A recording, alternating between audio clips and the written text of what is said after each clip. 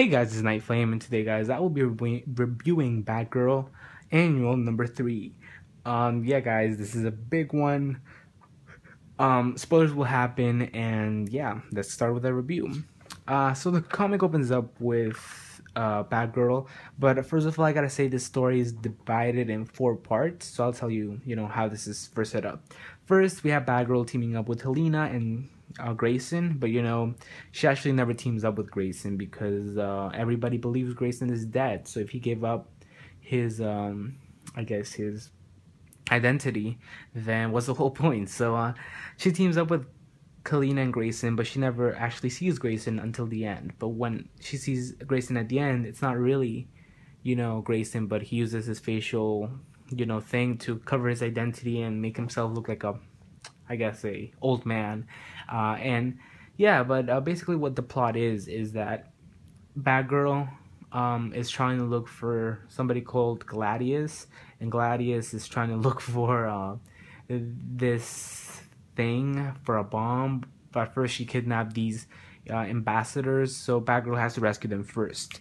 So she ends up doing that at the end. She rescues them with Helena and Grayson. It was a fun story. It was the longest one of the book, and when she sees the butt of the fake identity of Grayson, she's like, could that have been Dick? Like, just for the butt. And this is a running joke because Dick Grayson is known for his butt, so it's funny. I always find this funny. But yeah, that happens, and the fight is not over yet because one of the agents escapes, and the agent Batgirl thinks that she's Gladius, but she isn't. So in the next adventure, she ends up meeting Spoiler, and this one's funny too because Spoiler attacks Batgirl and she wants to have a sparring battle with her because Catwoman in issue number 42 told Spoiler that she needs to work, like she needs to work her skills, like she needs to train. So yeah, with the help of Spoiler, Batgirl ends up, capturing the agent, but she finds out it's not Gladius, and then, there's another lead up, and the lead up leads Batgirl to Batwoman, and Batwoman helps her to defeat Gladius. They end up capturing Gladius, or Gladius. I think I'm gonna say Gladius. It's Gladius probably. So they end up capturing Gladius. They end up saving, this woman who, had the blueprint to what Gladius is looking for. And when they are talking to the woman, Gladius ends up escaping. Yeah, we see Gotham Academy, where Batgirl's looking for the blueprint that's hidden in the head. And when Batgirl finds the head, Gladius comes in to swoop in. And with the help of Olive and Maps, Batgirl ends up, I guess, capturing Gladius. And yeah, that's where the issue ends. With Batgirl disappearing, and with Maps and Olive getting in trouble from the librarian because they were, up so late in the library. So yeah, that's where the issue ends. So what did I think about Batgirl number 3? I thought it was a fun issue. It was fun overall, but I just don't like the setup. The Grayson story was really fun. It was the most pages because this was what it was advertised. I thought that was the most fun, but then the other ones felt fun as well because, yeah, we haven't seen those team-ups in a while, or at least ever. First, I'm going to go with the Dick Grayson and the Barber one. That was great. I wish they could at least met, or at least had some, exchange of words, because this is the couple that we haven't seen ever. Like, this couple is what some people like, and I'm a big fan of them together, so I was like, oh, well, I wish I would at least had a word with each other. But yeah, Helena Bertinelli was fun. Bengal, his art is beautiful, and I'm a big fan of Bengal. I hope that he gets a book soon from DC because his art is beautiful. I love his facial expressions.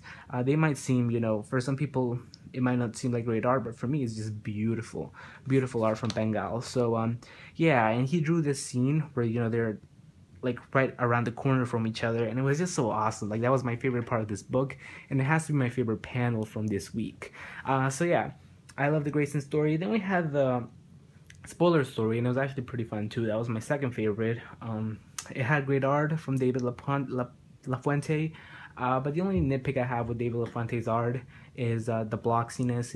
It's like his characters look a little bit too square, but his art is still really good. It's better than what I can ever do. So yeah, I still like David LaFuente's art, and if he can do a spoiler book, I will be also happy because I like how different his art is. So I still, I like how different it is, but I'm not too fond of the squares. So yeah, that's for the spoiler story.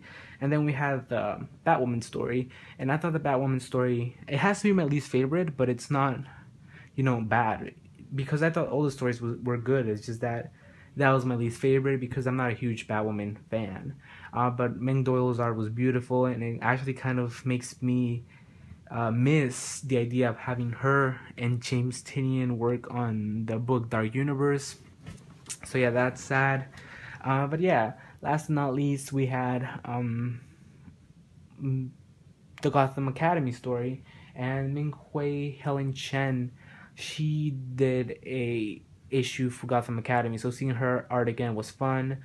She draws the kids really, cute, and that's not a word to describe it, but yeah, she does cute designs for them, and her art is like a cartoon art, so that's why I say cute. So yeah, that was fun seeing them, and I thought all the stories were fun, but if I had to rank them, I would rank the Grayson story first, second was the spoiler, third was Gotham Academy, and fourth was Batwoman.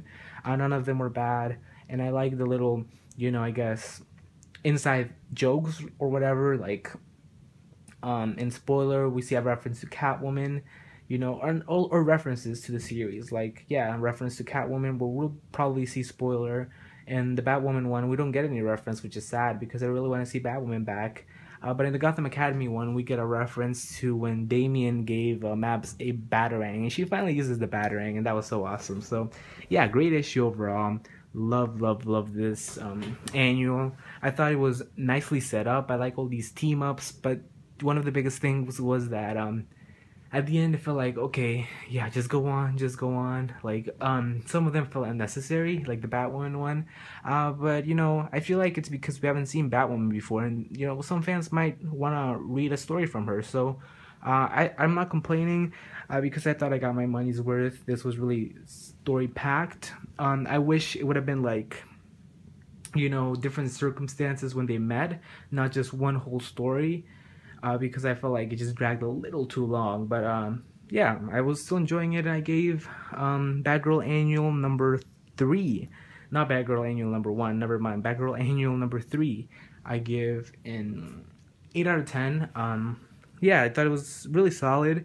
There were some stories that I liked more than the others, and like I said, I wish all of the team-ups were standalone and not continuing. Like, the Grayson one continued in spoiler, and the spoiler one continued in Batwoman, and the Batwoman one continued in Gotham Academy.